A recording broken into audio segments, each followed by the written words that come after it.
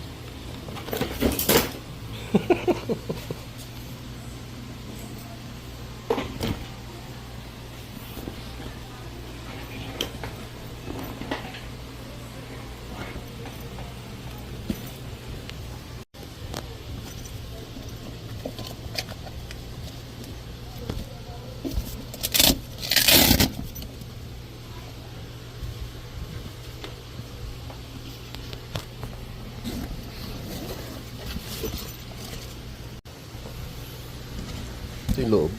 May pocket siya sa gilid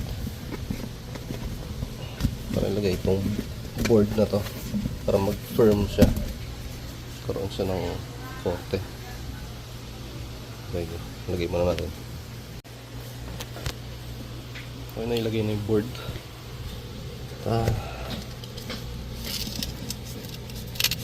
Kailangan mo ng tulong.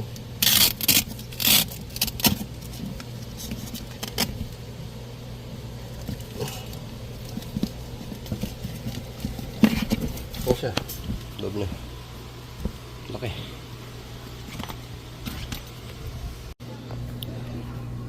Okay, so ito na siya. Ang problema lang dito, dahil sobrang lapad niya, maiksi yung kapit ng velcro. Tapos yung lock ng upuan ko nandito dalawa.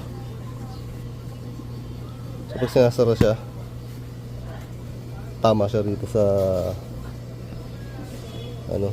sa ewan ko ang tawag dito, yung iniipit. Niremedyohan na lang.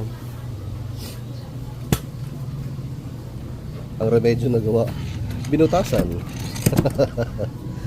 So pinaputasan siya. Hindi maganda yung gawa, hindi siya pulido, pero okay lang. Andito yung lock niya. Okay, nasasara na siya. Diba?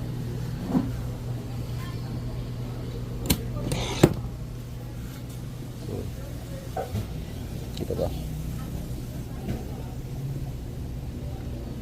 Hindi naman siya pag nasara na siya, hindi naman napansin kahit pangit yung gawa